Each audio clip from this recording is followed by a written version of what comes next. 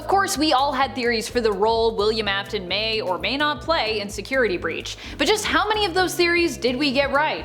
Let's find out as we count down the top 10 things we know about William Afton after Security Breach. Number 10. Corruption. One of the things we learn in our fight against William Afton is that he seeks to corrupt other animatronics, even good animatronics like Glamrock Freddy, who is pretty much our ally throughout the game and ultimately wants to help us get out of the Pizzaplex safely.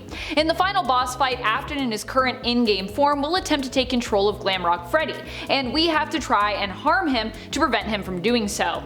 You know that he was successful when Freddy's eyes glow purple. If this happens, he will attempt to harm instead of help Gregory, aka you. Number 9. An army of animatronics. While you can try to prevent Glamrock Freddy from becoming corrupted, there are some animatronics that you can't really save from Afton's influence. Eventually, Glamrock Chica, Roxanne Wolf, and Montgomery Gator will all join him in his attempt to attack Gregory. The Blob, or I guess the Freddy amalgamation if you prefer, also seems to be in league with Afton, at least initially in the game. Although they are not specifically controlled by Afton, which means they either simply want to join Afton's cause because they believe in it for some reason, or have their own reasons for lashing out at young Gregory. The other animatronics don't seem to be in control of their behavior and are more like William Afton's puppets, completely controlled and willed to cause harm by Afton himself, likely going against their own initial programming. Number 8. Hunter. While later on Afton mainly relies on his influence over the other animatronics to do his bidding, initially he was involved, possibly directly, in taking out any Fazbear employees who came to investigate just what he was up to in the tunnels below the Pizzaplex. Large quantities of power were being drained down there, and when employees were sent to investigate, none of them managed to ever return apparently. This implies that they were all killed, likely by Afton himself in his new form as Burntrap, or some lesser form of him perhaps as he bided his time becoming Burntrap, improving his appearance and gaining more and more power. Improving his appearance. Ugh. It's not really improved, he's pretty gross. And as he gained more and more power, literally with electrical power, and on an influential scale. Number 7. He survived. So obviously if you have played Security Breach or watched any of your favorite YouTubers or streamers play it at this point, you know that William Afton managed to survive and make it into the game. Not only that, but his physical body even manages to somehow be around. I know, I'm like, isn't this thing completely destroyed at this point? Apparently not. It shows up once more fused with an animatronic suit, managing to have survived all the awful things that have happened to it, like being spring-locked and burned alive. I think he was burned alive twice actually, and also possibly possessed or cursed, depending on which continuity you subscribe to.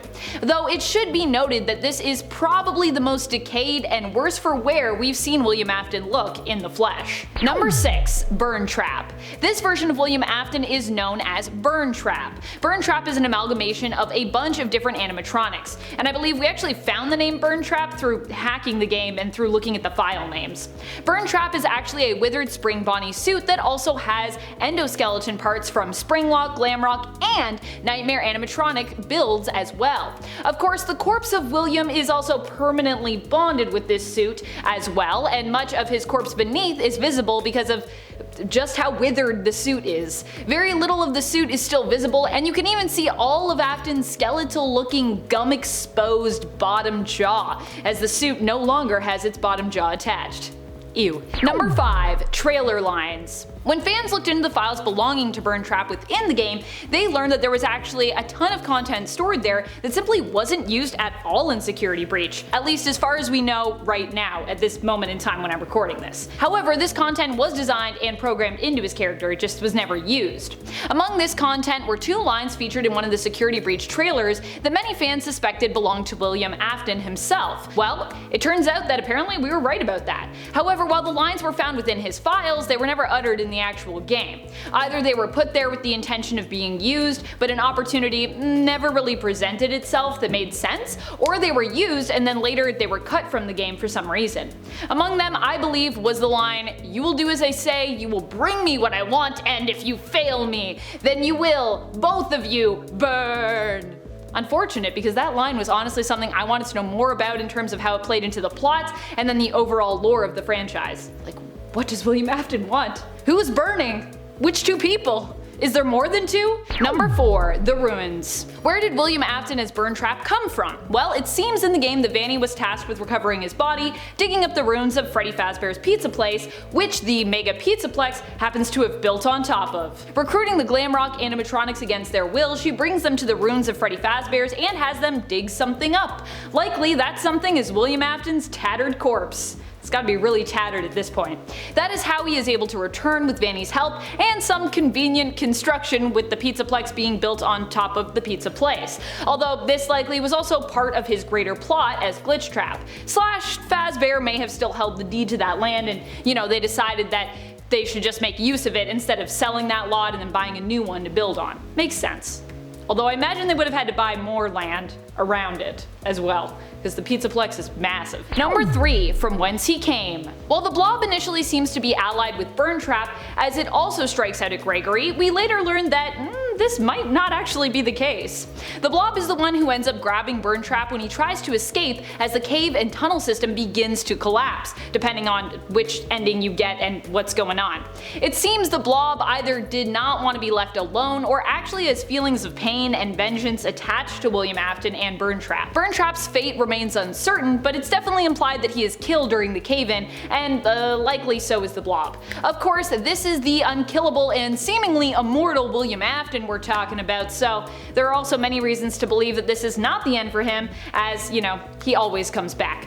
Always. Number 2. Death animation. While Springtrap being overtaken by the Freddy amalgamated blob / Elizabeth / just the blob, whatever you want to call it, and one of the endings seems to imply that he has died, or at the very least has been defeated, we don't actually get to see his death happen. We just see him basically pulled away by this blob as Glamrock Freddy and Gregory manage to escape while the underground tunnel and cave system caves in. However, through fans hacking the game, they've claimed that they have found some unused Springtrap files, and within that an unused death animation for the character. There could still be a way to unlock those unused files, of course, as it's still early days for this game, and there are likely tons of clues and hidden lore still left uncovered as of yet. After all, this game is massive, but the other option is that Springtrap's death was initially going to be shown in one of the endings, but was ultimately cut to leave it more ambiguous as to whether or not he might return, and whether or not he actually survived.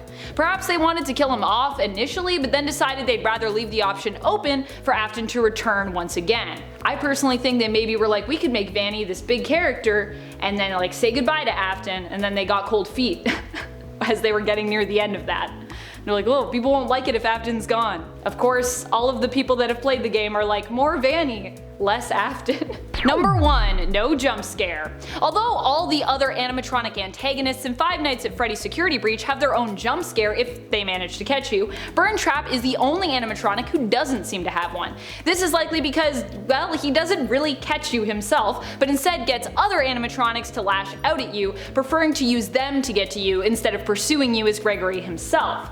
This just goes to show us how much this character has evolved and really grown in terms of his power, becoming the mastermind who pulls the strings as opposed to doing his own dirty work. And I know what you're all gonna say, he's always been the mastermind, Amanda. You're right, he has been, but I just mean, remember initially he used to kill people? That was his thing.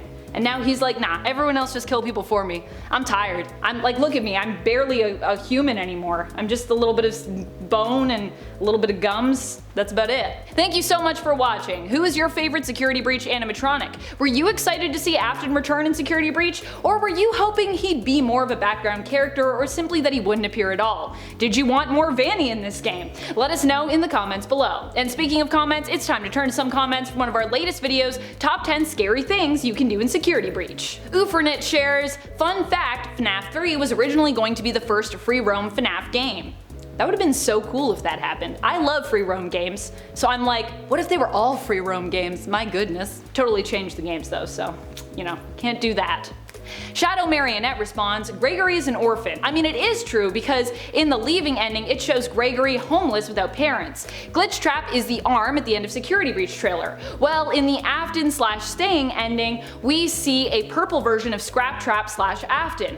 We die at the end. Well, in the end of the Leaving ending, after Gregory is shown as homeless, Vanny appears, so it is implied that he gets killed. These are all things that are true, but also, those are also alternate endings, so I mean, anything is possible if you have enough endings, that's what I say. Let's just have a million endings.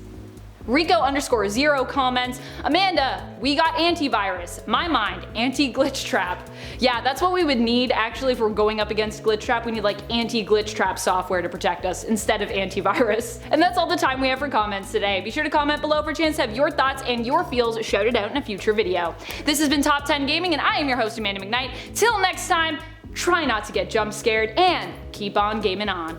Pew pew!